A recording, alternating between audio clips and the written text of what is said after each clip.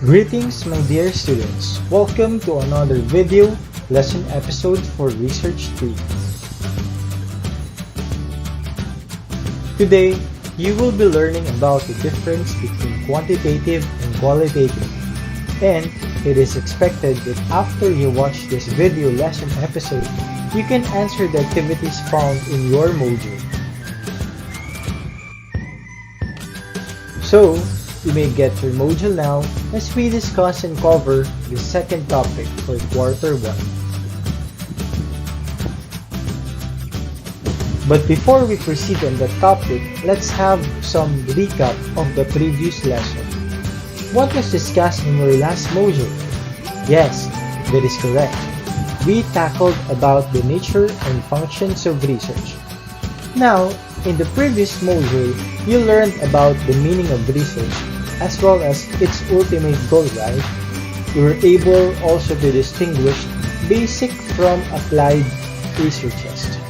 And examples were given or provided last time in that specific module. So I guess you are now ready to learn another concept in research.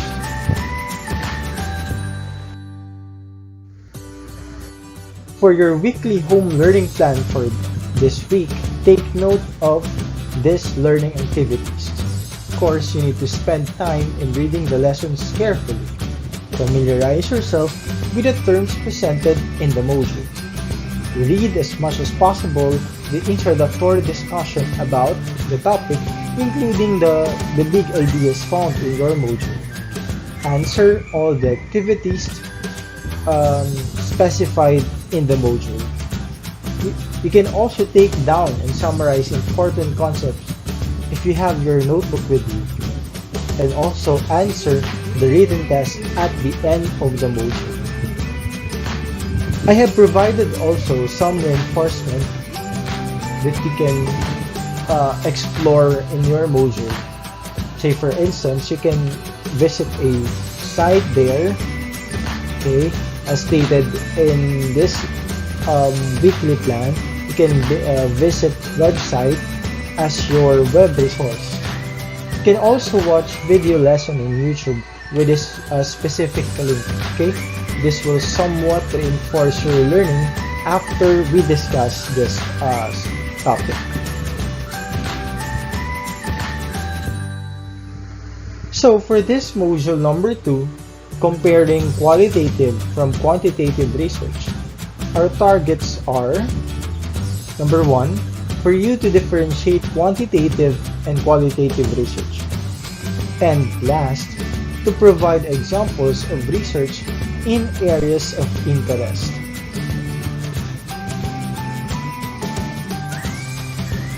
Let's begin with this specific scenario.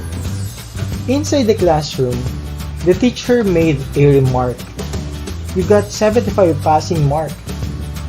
The teacher also commented that your classmate seems uninterested to study the lessons. These two scenarios are different from each other, right?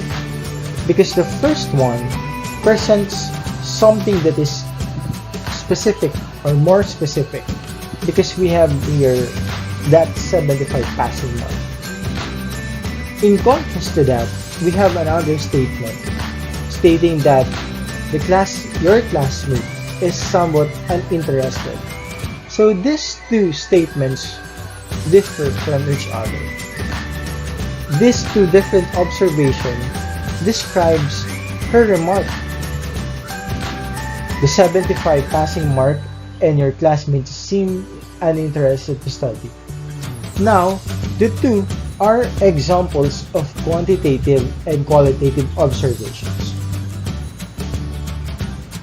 So, qualitative or quantitative observations rather are usually characterized by a numerical measure, such as the passing mark of 75. Meaning to say, the first remark that your teacher made is an example of a quantitative observation. On the other hand, qualitative observation describes a certain phenomenon or event that can be observed through the senses. Okay? So the second remark that was given by the teacher is an example of a qualitative observation. Why? Because it described a certain situation, and in that case, the classmate that seems uninterested. What particular sense did you use in that case? Of course, you can have that sense of sight in that particular example. So that is how we somewhat differentiate quantitative from a qualitative observations. But in this module, we will not just be focusing more on the two types of observations, but the two types of research in that particular setup.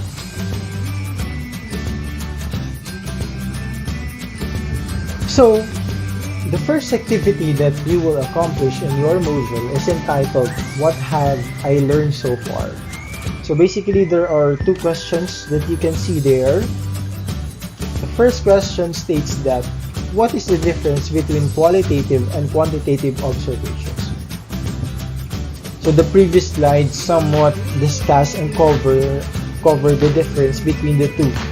But as I proceed with this discussion, you will also learn other dimensions between these two types of observations.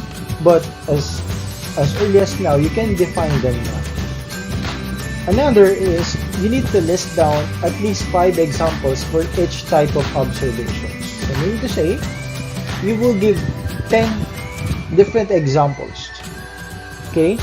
5 for quantitative and 5 for qualitative. Okay? Of course, quantitative can somewhat be turned into quantitative. Okay? So, examples will be provided in the next few slides. But let's go over with the difference between the two. How do they differ from one another? Quantitative, the root word is quantity, while for qualitative, the root word is quality. So for quantitative, we have this numerical data. Quantity refers to numbers, right? It refers to figures. While for qualitative, it's more on descriptive.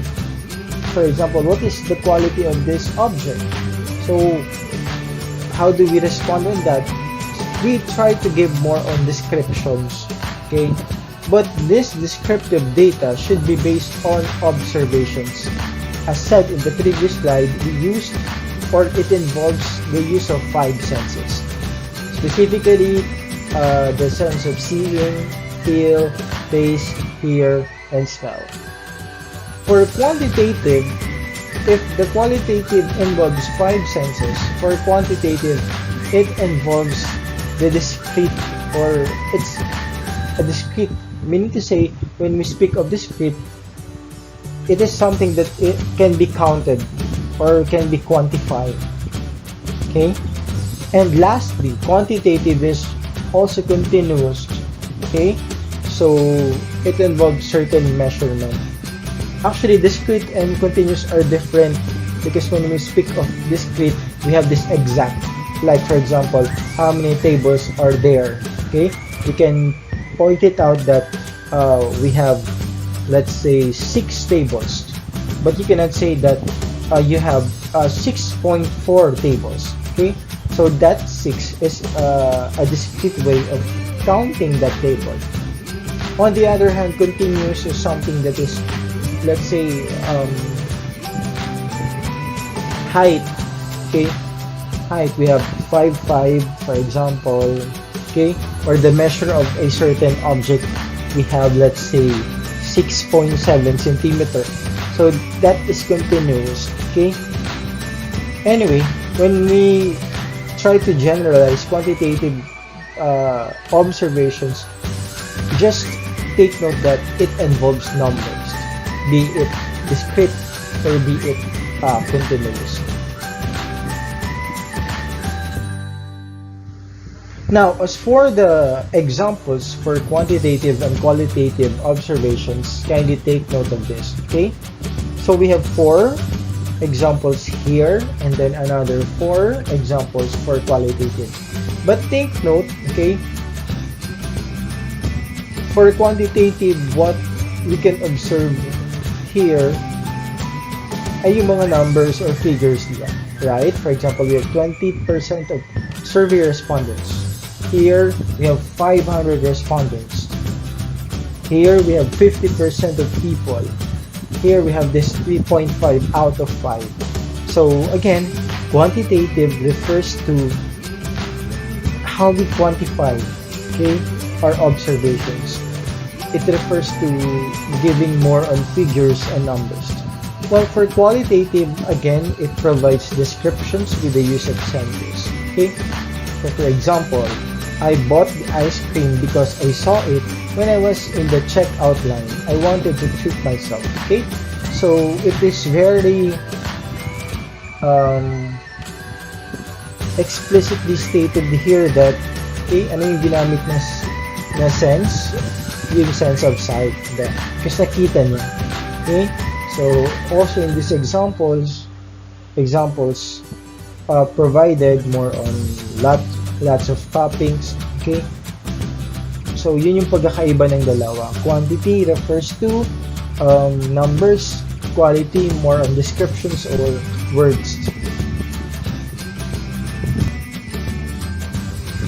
Now, research can be conducted in different ways for different purposes. So we have actually different types of researches. Okay? You can classify a research according to how it was conducted. Meaning to say, it refers to what are the techniques being employed in your data collection process. Okay? So meron tayong iba-ibang klase ng research depende kung anong ginamit mong data collection method.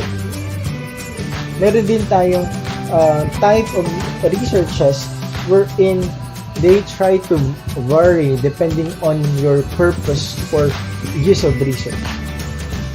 But in this specific module, we will try to focus on the types of research according to the technique or your data collection strategy.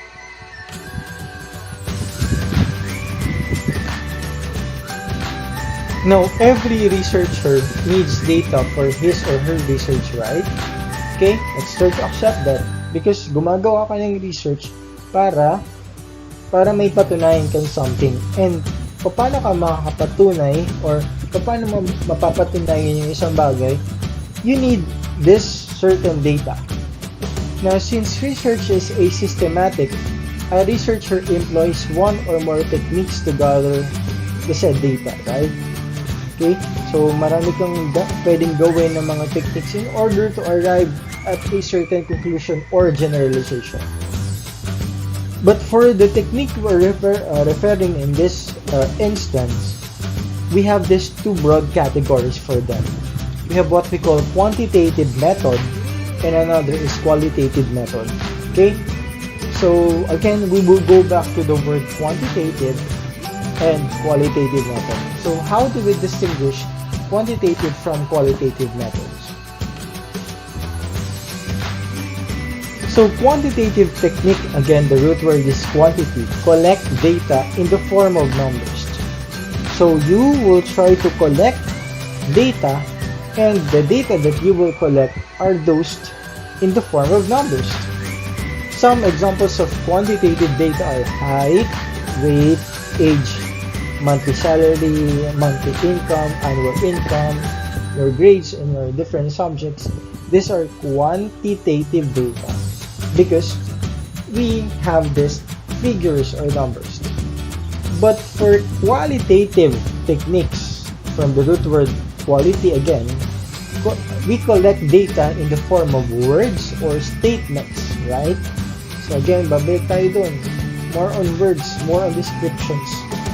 Researches that use the quantitative techniques are broadly classified as quantitative researches, while researches that use the qualitative techniques are classified as qualitative research.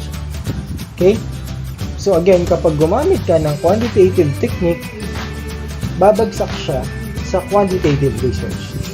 Pag gumamit ka ng qualitative technique, babagsak ka sa qualitative research. As simple as that. Okay?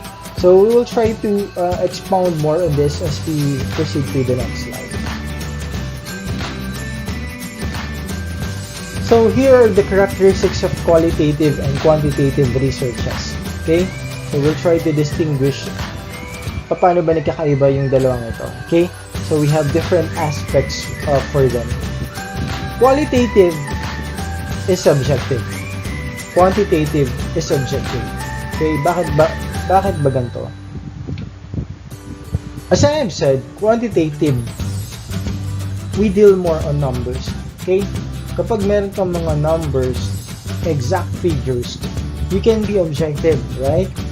Kasi it will always boil down with this data na mahahawakan mo. Okay? So, we have exact figures. So, when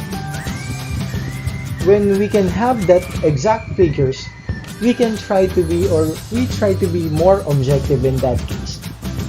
But for qualitative research is different because it is subjective. Okay? Bakit siya subjective? Kasi for example, ano ba, yung estudyante na natamad, okay? So, uninterested students, how do you become more objective on that, right? Kasi yung description na yun, okay, can somewhat vary depending on the situation. Okay? So, in that case, it becomes subjective. Okay? So, qualitative is subjective, quantitative is objective. Okay? Quantitative, the research questions answer how many or the strength of relation or difference. While for qualitative, the research question answer what and why. Okay? For example, an example of a quantitative research is you are trying to explore on the relationship between the grades in math and then the grades in science. Diba may mga idea tayong gano'n na pag matalino ka daw sa English, hindi ka ganun katalinoan sa math. Okay? So, that problem is an example of a quantitative research. Because you will try to weigh in, okay, yung grade ng bata sa math and then yung grade ng bata sa English. So, more on figures. That's quantitative. Okay? Pero, kapag ang research ko naman, for example, ay you want to explore on, let's say, the attitude of depressed students. Okay? So, ito yung example ng qualitative. Kasi unang-una, more on attitude. And attitude is not quantifiable, diba? Okay? So, it's more on description. Ano ba yung attitude niya? So, in that case, your research questions in that qualitative research answer what and why. Kung bakit ganun yung attitude ng bata. So, that's what we mean in this case po. Another is that literature review is usually done before the study for quantitative. While for qualitative, the literature review may be done as the study progresses. So, of course, we'll have a separate discussion on literature review, but when we talk about literature review, is how you try to read different journals, access library in order to get the relevant information. Okay? In the case of quantitative, you need to perform this step before your study. Okay? Because in reality, napakadaming quantitative research. Actually, sa Pilipinas, mas bumupunta tayo dito. Kasi it's objective in that case. Okay? Mas parating concern tayo sa mga numbers, right? Marami tayong statistics na pinapresent. More on numbers tayo. For example, sino ba yung trusted network? Ano ba yung nangungunang TV station? ABS ba o GMA? Na?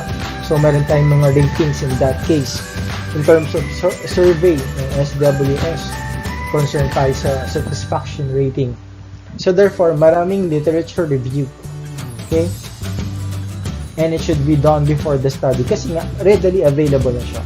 But for qualitative review, it may be done as the study progresses. So if you will try to go back with that example on attitude of the students, okay, baka along the way meron kang ma-pick or makuha doon sa estudyante na part ng study mo, okay, which was not included in other literature review. Okay, quantitative test theory, qualitative develops theory. Okay, so mas mabigat ito, right, itong developing, kasi itong isa meron tayong existing theory, tinitest mo na lang. Okay, bakit ganito? Kasi quantitative, meron ka nang pinagbabasehan, meron ka nang pinanggalingan, and you will just try to explore kung ito bang sinasabi sa theory na ito ay tama. But for qualitative, it develops a theory. It develops a theory in a sense na at the end of your study, meron kang makuha, may mapipick ka ng mga concepts na pwedeng applicable lang doon sa ginawa mong let's say case study, right? So na hindi pa masyadong napagtutuunan na pansin sa ibang researchers. So that's what we mean by how you develop a theory. So mas mabigat ito. So hindi masyadong sikat yung qualitative research sa Pilipinas. Kasi nga, okay? Kasi nga very particular tayo dun sa mga figures na yun. Mas gusto natin na objective yung isang bagay. Okay? And mahirap din kasi talaga yung qualitative kasi you will try to develop a theory on that. Okay? So I'm not saying that this type of research is more superior compared to quantitative. Okay? So wala ditong nakakangat sa isa. Parehas po. Parehas naman siya ginagamit. You can explore either of the two. Quantitative is measurable. Qualitative is interpretative. Interpretive rather. Measurable, again, we go back to quantity. Interpretive kasi it depends on how you see a situation. Okay? Quantitative reports statistical analysis, while qualitative it's more on narrative and interpretation.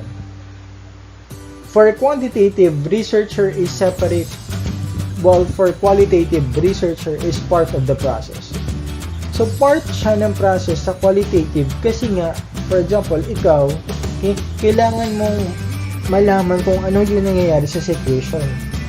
Okay? So you need to be immersed in that case. You will be part of the study as observer, for example. But for quantitative, you're separate. Okay? So hindi mo pwedeng pakialaman kasi ito yung sinasabi ng mga numbers ito. And wala kang pakialam dun sa numbers na yun. Okay? Kung ano makuha mo, you need to treat them objectively. Okay? So, yung mga magiging part ng sample mo sa quantitative, we call them as your subjects.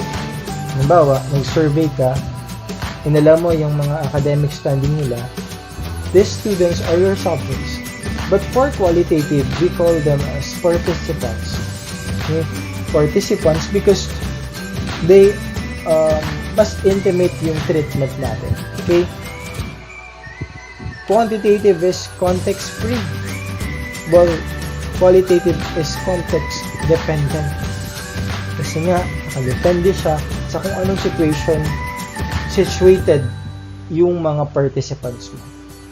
Quantitative reasoning is logistic and deductive, while this one, reasoning is dialectic and inductive. When we say deductive, that's from big concept and then you try to chunk it in smaller pieces. Well, this one, it's inductive kasi nga, you will try to have the smaller concepts and then gradually you can induce something out of that. Makakuha ka ng malaking konsepto at the end of the process. Qualitative ganun, di ba? Kasi for example, you have few participants and then i-interview mo sila for example and then later on meron kang makukuha ng mga data na Probably, konti pa lang siya. But, as you try to progress with your study, makakabuo ka ng theory. Okay? Quantitative established relationships. This one describes meaning and discovery. So, yun yung pagkakaiba ng dalawa ko. Quantitative and qualitative. So, I guess you can now answer this activity, reflect upon. If you were to choose between qualitative and quantitative research, which would you choose? Okay? So, kung papipiliin kayo alin sa dalawa, as I have said, wala ditong angat sa isa. Okay? Both of these researches have their own significance. Okay? Pwede ba natin combine? Pwede ba natin combine yung dalawa? Pwede.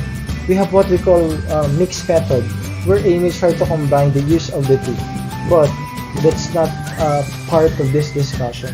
But when you do some mixed method, or your design has something to do with mixed method, both of the two types of researches are being employed for. Now, assuming you want to do the research on marketability of your product, why is it necessary to do qualitative research? So, kung meron kang research na ganito, yung pagmamarket mo ng isang product, halimbawa, yung product mo is a gadget, why is it necessary to do qualitative research in that case? Ano kaya yung pinaka-rason? Try to answer that. So, the qualitative research is more subjective than quantitative. Again, we explained already that concept. This usually involves gathering, analyzing, and interpreting data based on observations made about the participants of the study. Okay, more on observations. This data can be in the form of ideas, actions, symbols, metaphors derived from in-depth observations and interviews. So, take note of this. Okay, so in-depth observations and interviews. So, these are techniques that you can employ in doing qualitative research. So, qualitative research aims to interpret meanings, descriptions, and symbols. Okay, not the other way around. The researchers ask the participants to respond to some questions and further probe the answers by giving follow-up questions. Kasi nga, you have this in-depth, diba? Kailangan malalim. There is no definite number of participants. Wala. Hindi siya nililimitan, like, let's say, 10 bang pwede kong gamitin participants sa research nito? You can actually have 1 participant. Okay? For example, your topic has something to do with drug addiction. The attitude of drug addicts. Pwede ba tayong mag-dictate ng 100 participants? In that case, how will you get this 100 participants? So, for qualitative research, no. Okay? Wala tayong definite number of participants. So, below are some examples of qualitative research topic. Okay, so ito yung mga topic na pwedeng explore when you deal with qualitative research. Student images of chemistry, how do they perceive that? Okay, if you try to go back on this discussion above, symbols. Gender and cultural gaps in the classroom. Okay, for example, ano ba yung pagkakaiba ng lalaki sa babae in terms of their behavior inside the classroom. Science practices of the Mangyan tribe. Okay, take note, this is very specific. So if you will try to explore this kind of topic, you need to situate yourself in this Mangyan tribe. So kailangan mong pag-aralan yung kultura, yung tradisyon ng tribong ito.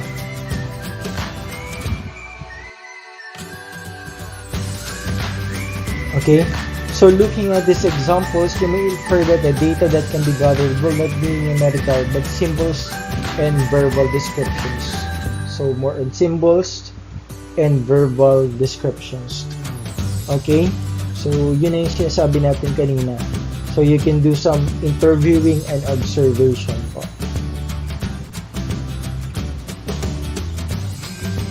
Well, for quantitative research, it usually geared toward measuring hypotheses using statistical tools, okay?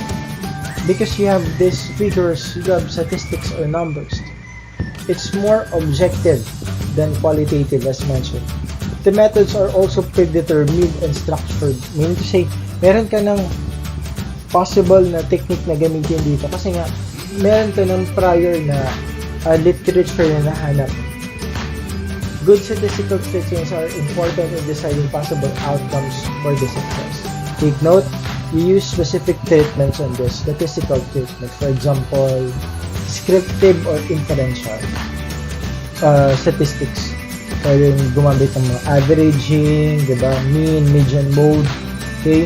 Or other inferential statistical treatments or techniques like chi-square, ANOVA, and the likes. Quantitative research follows a certain sample size in the use of subject or respondents of the study. So dito, mayroon na tayong sineset na sample size. So hindi pwedeng sabihin na, ay, dalawa lang yung magiging respondents ko. No. Because kailangan mo sunodin yung sample size na i-determine mo depending on the techniques or methodology na you will be using in your study. Okay? So, examples of quantitative research topics: predictors of science performance, growth performance of organic fertilizer, population rate. Okay? So, ano yung common sa kanila? Okay? So, ang common sa kanila is more on numbers or figures. Okay? So, more on numerical data. The primary data is obtained from, let's say, pwedeng experiment or pwedeng existing document. Let's say, for example, we're dealing with population rate. Okay? So, kailangan meron kang mga documents just to prove your research or your study. And then after that, we will try to answer this activity, what I have learned so far. So now you know how to distinguish qualitative and quantitative research. But for this activity, you will try to differentiate them according to their aim. Ano ba yung target? Ano ba yung naispuntahan ng qualitative at ng quantitative? General method. Ano ba yung ginagamit na techniques for qualitative? Pag mayroon tayong qualitative research, ano yung gagawin mo bilang isang researcher? In terms of sample size, ano ba pagkakaiba ng dalawa? Role, your role as a researcher, ano ba yung pagkakaiba kapag mag-explore ka sa quantitative o sa qualitative? Now, another question is, can a research be done using both qualitative and quantitative? And if your answer is yes, you try to explain that. Okay? So, the methods using qualitative and quantitative research is presented also in your module. Okay? So, as you have learned, quantitative methods are more structured. So, we are being objective in that case, following a specific procedure. But for qualitative methods, these are less structured and you use in-depth interviews and observation in that case. The researcher in qualitative research is usually immersed, pasayab siya, di ba? So, pupunta ka, for example, sa isang tribo para pag-aralan yung ugali nila. While in quantitative, you separate yourself from the process. Kasi unang-una, meron kang target, pero yung kukunin mong data, hindi naman yung data para sa'yo. Okay? So, you try to remove yourself in the process because you try to remove also those biases.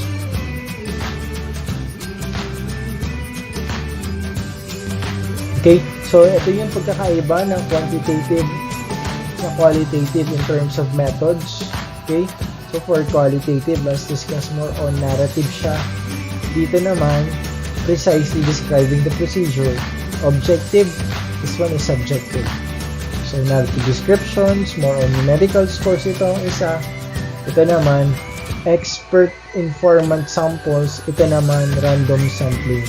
So ito po, kasi ang gagawin mo dahil possible na marami kang maging part ng study, you will try to conduct a sampling technique. So hindi naman pwedeng kumuha ka agad ng 100 na participants or 300 na participants. Kailangan piliin mo sila ng maayos.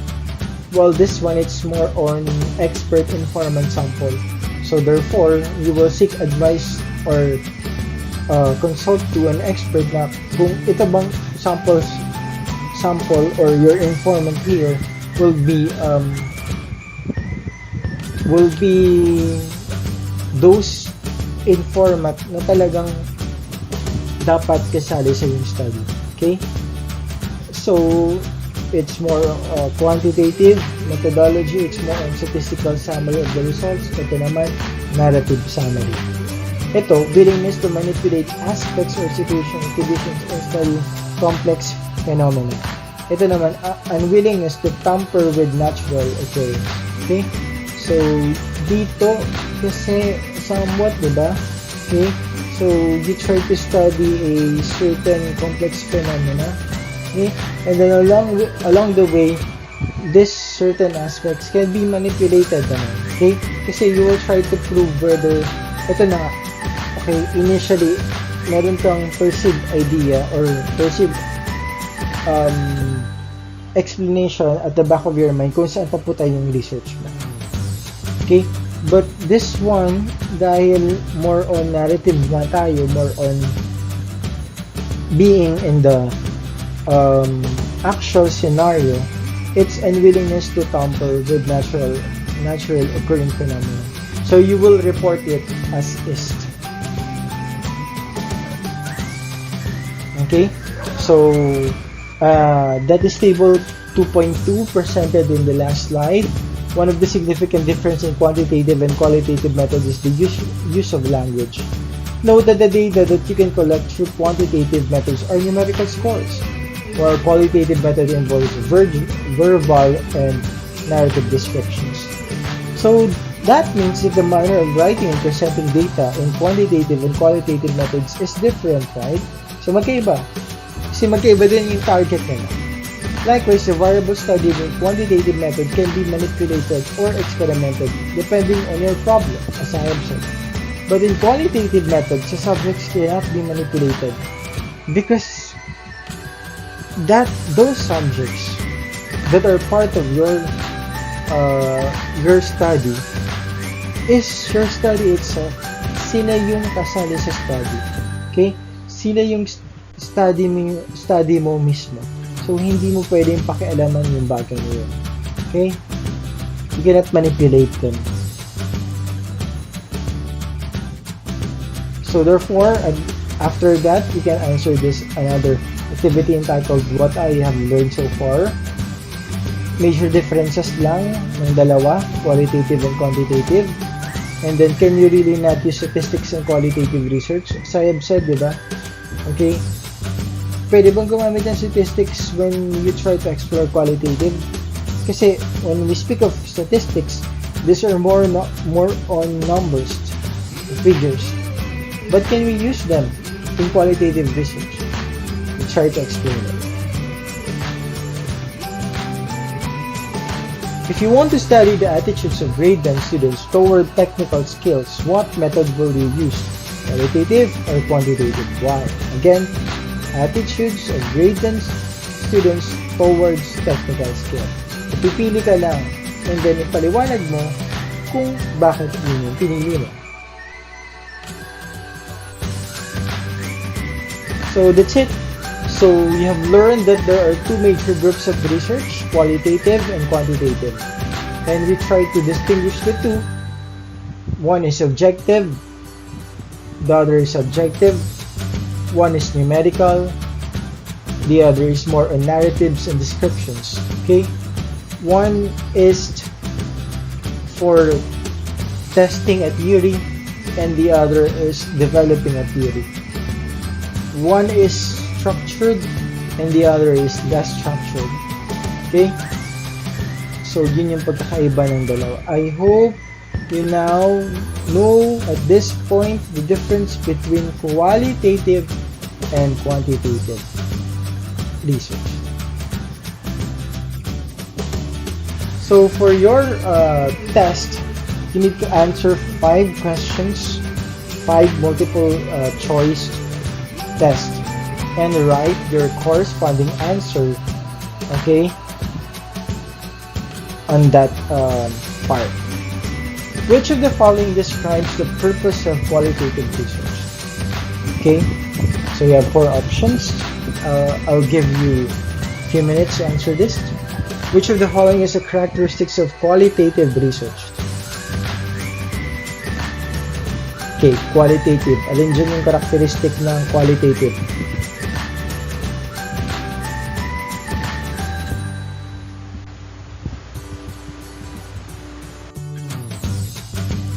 For number 3, which of the following describes an important reason for exploring qualitative topics?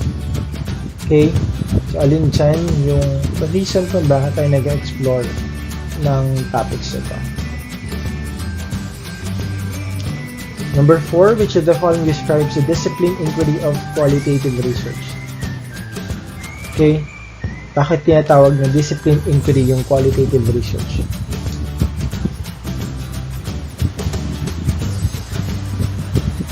And then number 5, the most basic distinction between types of data is that some data are quantitative while the other are qualitative. Quantitative data in general consists of... Okay, so I guess you are now done with that test or written test. So let's try to check. Okay, so for number 1, what is your answer? What's the purpose of qualitative research? The answer here is letter B, all of the above. Okay, because all of the statements presented above are characteristic of qualitative, and they are also their purposes. Okay, so more on participants and context in qualitative research. It explores phenomenon to better understand it. It illuminates issues that cannot be answered by quantitative methods. For number 2, which of the following is a characteristic of qualitative research? Okay, so ito, random sampling, this is a characteristic of quantitative. Fixed research design, it's also quantitative. Deductive, it's quantitative.